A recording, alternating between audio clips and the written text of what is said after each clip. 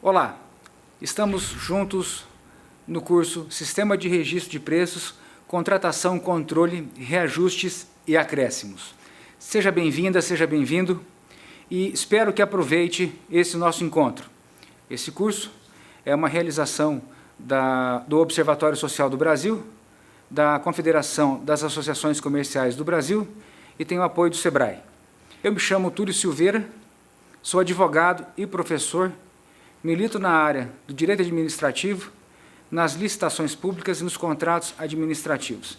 Espero ter a sua atenção e que, ao final, você saia satisfeito desse nosso encontro. Venha comigo.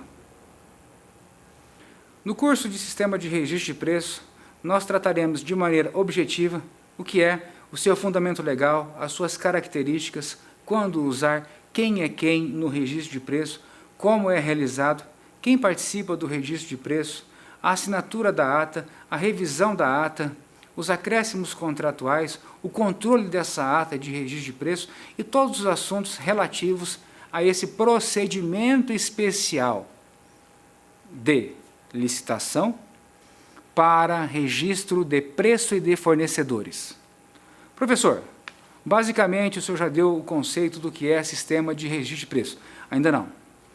Por quê? Porque esse conceito ele vem sendo retratado objetivamente na Lei 8.666, quando nós buscamos amparo no artigo 15, inciso 2. Então, tratando já do fundamento legal para a utilização desse procedimento especial para registrar fornecedores, produtos quantitativos para aquisição futura, aí sim eu estarei já tratando do conceito do que vem a ser registro de preço ou, para, segundo os quais, sistema de registro de preços. É importante destacar que a sua origem decorre do comando legal definido na Lei 8.666 e que lá ele estabeleceu efetivamente que as compras, e aí, turma, compra no sentido estrito.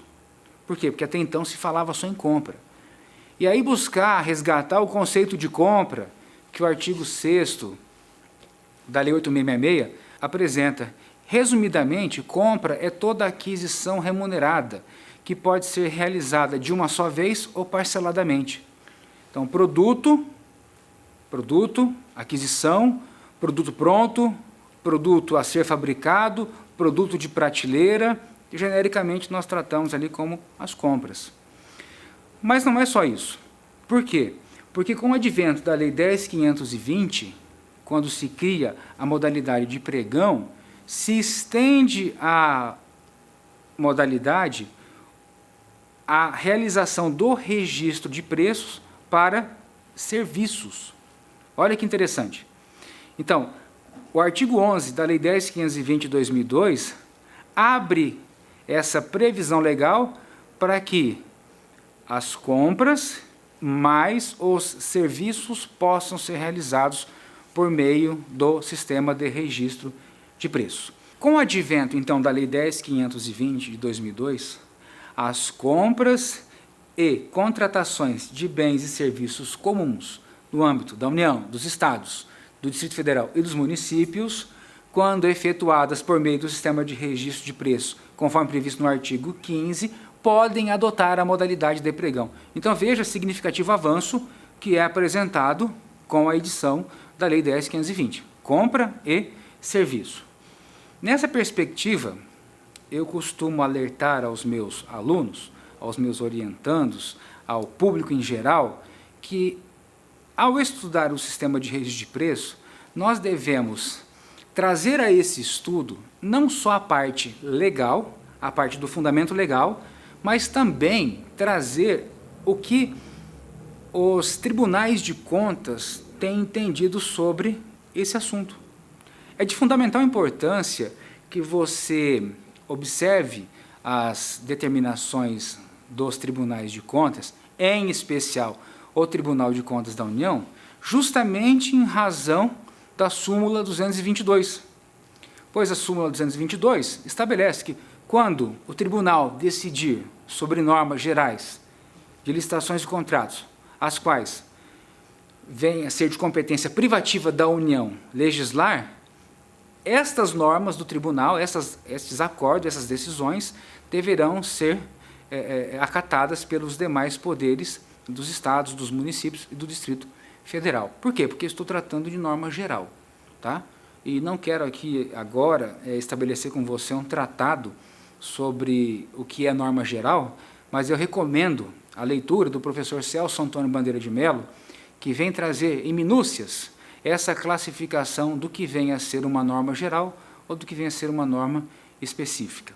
Nesse aspecto, compete privativamente à União legislar sobre normas gerais de licitações e contratos, compete ao TCU analisar estas contratações e, se ato geral normativo competir a ela, ele, tribunal, vai editar as normas que serão acatadas pelos demais poderes da União, dos Estados, dos municípios e do Distrito Federal. Então, é importante aqui fazer o resgate de que você vai, aliado ao fundamento legal, estudar também os acordos do Tribunal de Contas da União para acompanhar o seu fundamento. Eu chamarei adiante uma das características do registro de preço, que é a regulamentação por meio de decreto. Decreto do respectivo ente federativo que está regulamentando aquela disciplina. Então, o artigo 15 deve ser regulamentado. No âmbito da administração federal, nós tínhamos o decreto 3931, que retratava o registro de preço, e foi alterado pelo decreto 7892 de 2013. Assim como, se você realizar uma rápida pesquisa em qualquer site de busca, vai identificar que você pode encontrar 5.570 decretos de registro de preço, que cada município poderá estabelecer o seu regulamento próprio, e você poderá encontrar 27 decretos estaduais, mais o Distrito Federal, 26 mais o Distrito Federal, 27, regulamentando, no âmbito da sua matéria de competência, esse procedimento. Então, será objeto do nosso debate aqui, nesse curso de Sistema de Registro de Preço, o decreto federal. Apenas a título de esclarecimento, quando nós chamamos o registro de preço e dizemos o que vem a ser esse registro de preço, a própria descrição ou conceito que os demais decretos se ocupam é muito parecida com o que o Poder Público Federal o editou no 7892 de 2013. Observem comigo, o artigo 2º do decreto 7892 estabelece que o sistema de registro de preços é o conjunto de procedimentos para registro formal de preços relativos à prestação de serviços e aquisição de bens para contratações futuras. No início, eu estabeleci um conceito um pouco mais amplo do que vem a ser o sistema de registro de preços, justamente em razão do seu alcance e do seu objetivo. Tá? Perceba aqui que no decreto do Estado de São Paulo, decreto 47.945, ele estabelece conjunto de procedimentos para registro formal de preços relativos à prestação de serviços e aquisição de bens para contratações futuras. Olha como é muito parecido com o, se não idêntico, com o conceito estabelecido aqui pelo decreto 7892. O decreto 2.734/2015 do Estado do Paraná estabelece que é o conjunto de procedimentos para registro formal de preços para contratações futuras relativos à prestação de serviços, inclusive de engenharia. Olha que interessante, né? O decreto do Paraná faz referência, inclusive, de engenharia, de aquisição de bens e de execução de obras com características padronizadas. Então, se são características padronizadas, ele vai encontrar amparo nas regras habituais para a sua realização. O decreto 840 de 2017, do Estado do Mato Grosso, também traz aqui conceito similar ao do decreto federal, ao decreto do Estado de São Paulo. E eu trouxe isso aqui só para te mostrar que, a depender do procedimento que você está observando, você terá um regulamento específico. Registrando o nosso bate-papo aqui, será com base no Decreto Federal 7892 de 2013, sem prejuízo de que outro ente da federação possa regulamentar a matéria específica. Então, você entendeu o que vem a ser o sistema de registro de preços. Muito bem. Quais são as características do sistema de registro de preço? É regulamentado por decreto, atendendo às particularidades regionais. Em razão desse princípio da federação, onde eu tenho as particularidades de acordo com as regiões, então, aquilo que é assunto de interesse da União, a União pode regulamentar. Aquilo que é de interesse regional, o Estado regulamenta. Aquilo que é de interesse municipal, o município regulamenta. Isso aqui trazendo em linhas gerais a respeito da questão das competências.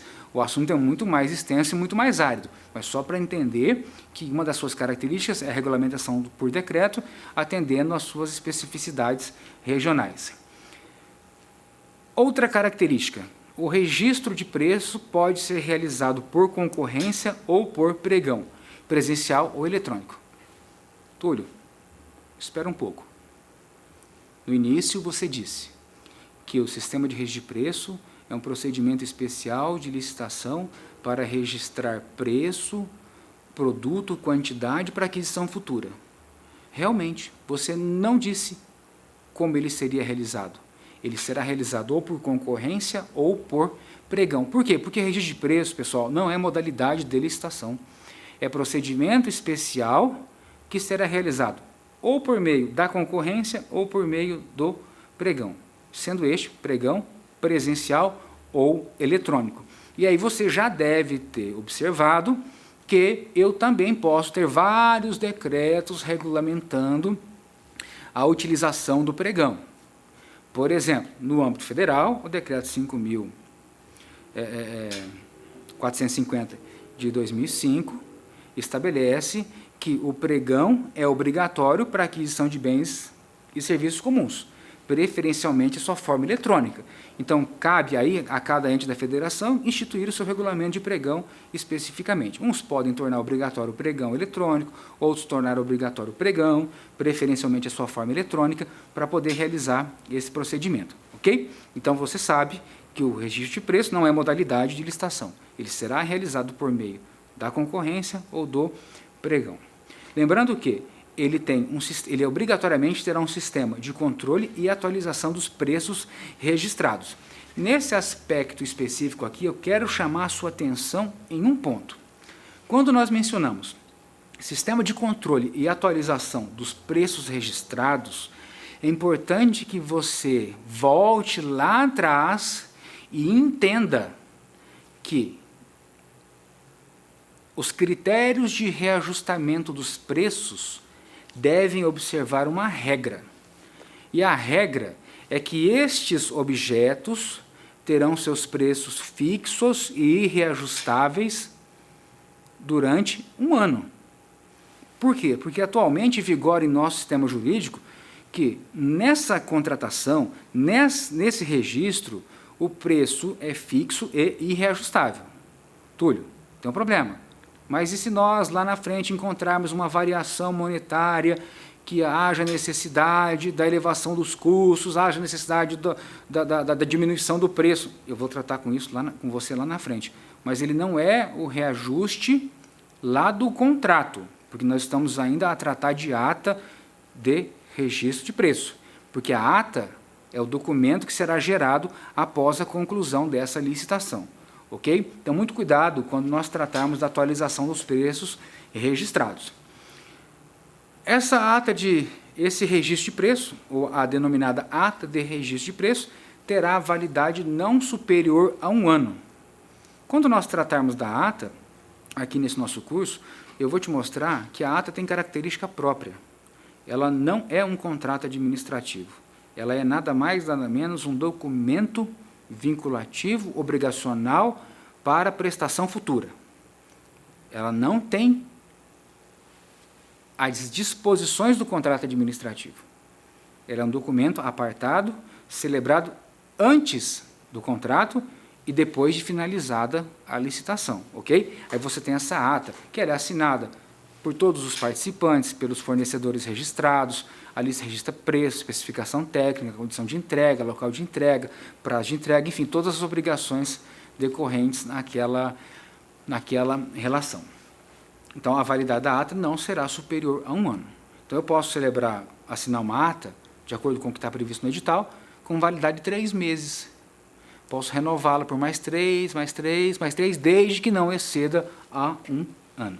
ok? Outra característica interessante do registro de preço é que a existência de preço registrado não obriga a administração a realizar a aquisição decorrente daquela ata. Túlio, mas isso não seria uma deslealdade para com o fornecedor? Aparentemente não. Por quê?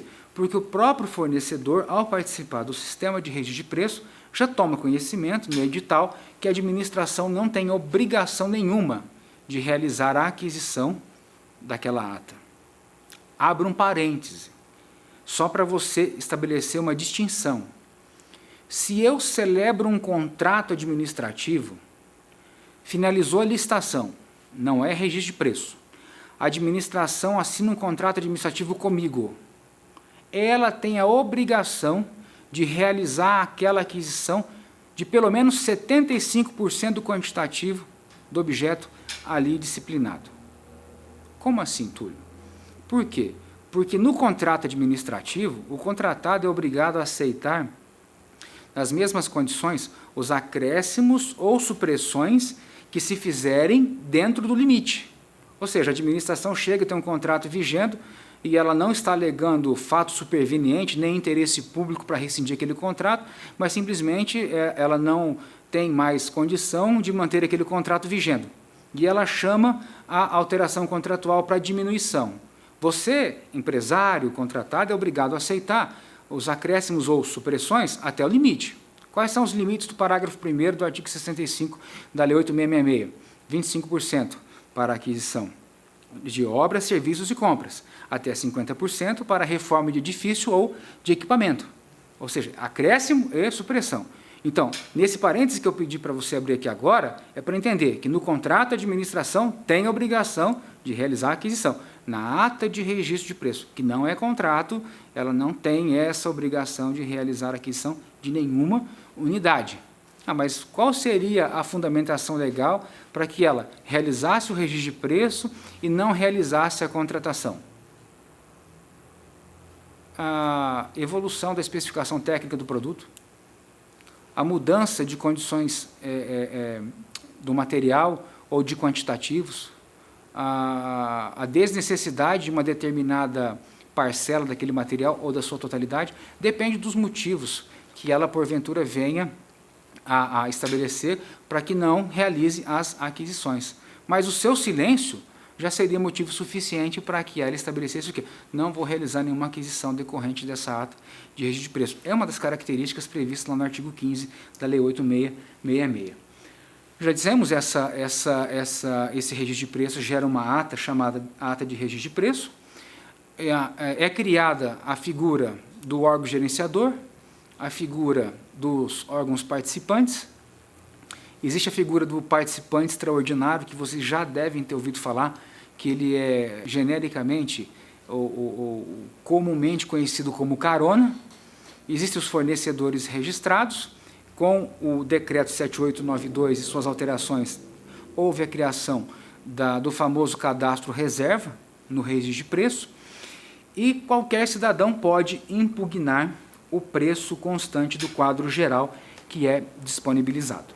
Estabelecidas essas características do próprio sistema de registro de preço, agora iremos estabelecer a premissa de quando usá-lo.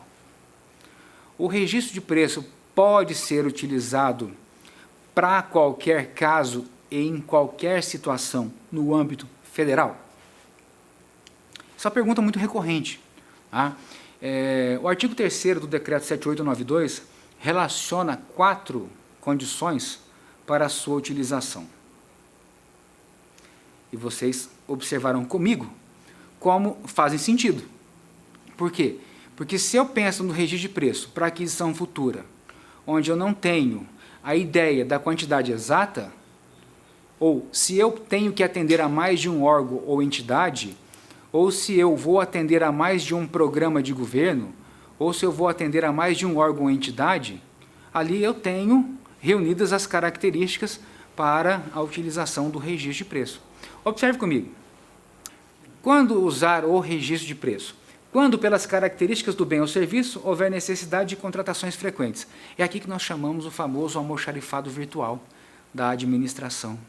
Túlio, você já disse em outras ocasiões que a administração tem que estabelecer o quantitativo exato da contratação. Ok, correto. Mas nesse caso específico, pode haver uma variação do quantitativo que, em razão dessa característica, venha ultrapassar aqueles limites lá do artigo 65, parágrafo 1º da Lei 8.666, quando estivermos tratando do contrato. Mas só para, de forma análoga, mencionarmos esse dispositivo. E olha que interessante, se eu tenho necessidade de aquisição frequente, significa que seria correto registrar preço para fornecimento futuro de uma unidade? O Tribunal de Contas já disse que não. E depois eu vou disponibilizar para você essa decisão. Ele disse que não se corrobora a realização do registro de preço quando eu tenho uma aquisição apenas de uma unidade. Por quê? Porque ele contraria o artigo 3º, inciso 1, do Decreto 7892, de 2013. Segunda característica, quando for conveniente a aquisição de bens com previsão de entregas parceladas ou contratação de serviços remunerados por unidade de medida ou em regime de tarefa. Retomando aqui o conceito do regime de execução. Execução indireta, empreitada por preço unitário, empreitada por preço global, tarefa e empreitada integral. A tarefa tem por característica o quê? É quando a administração contrata para que o contratado faça o serviço ou o fornecimento de maneira pontual. Eu preciso realizar a abertura de uma determinada porta e não tenho contrato de chaveiro. Realizo um registro de preço para registrar fornecedores e unidades específicas de fornecimento de chaveiro, de chave, de abertura de portas, de cofres, de armários, gaveteiros. Ou seja, é uma unidade de tarefa. Eu preciso abrir. Quanto custa? Está registrado, custa X reais. Eu venho, emito o empenho, apenas então somente daquele valor, o chaveiro vem, faz presta aquele serviço, entrega a nota fiscal, eu realizo o atesto da nota fiscal, mando para o pagamento, a despesa é paga. Observe aqui a simplicidade. A licitação já foi realizada. A ata de registro de preço está registrado o quê? O preço, a unidade. Nesse exemplo aqui, eu usei o regime de execução à tarefa. Por quê? Eu tenho um serviço pré-determinado, onde eu aciono, ele vem, executa, entrega a nota fiscal e entra no sistema de pagamento da organização. Percebeu aqui quando eu vou utilizar?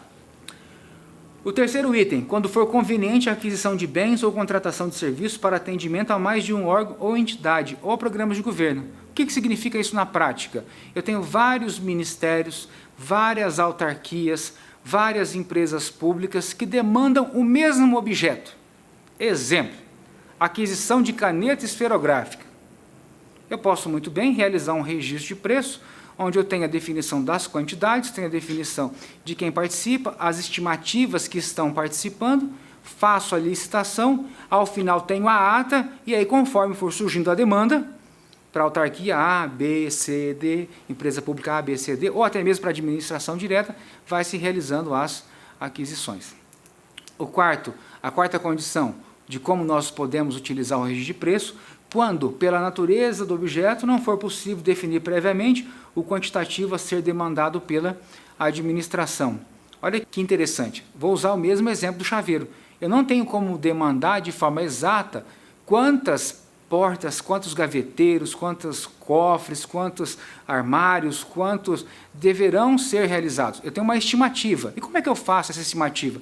Geralmente, de forma bem genérica, eu pego o consumo realizado no ano anterior e faço um critério mediano para definir se haverá algum tipo de aumento, ou se não, eu tenho aquela mesma quantidade e levo a registro de preço. Então, aqui as características, o Tribunal de Contas da União tem entendido que para realizar o registro de preço, tem que se reunir essas 4 características e definir de forma objetiva do porquê que se está realizando o registro de preço e se encaixa nessas condições de quando usar. Ok? nós disponibilizaremos alguns materiais e nesses materiais seguirão também decisões do Tribunal de Contas retratando estes assuntos, ok?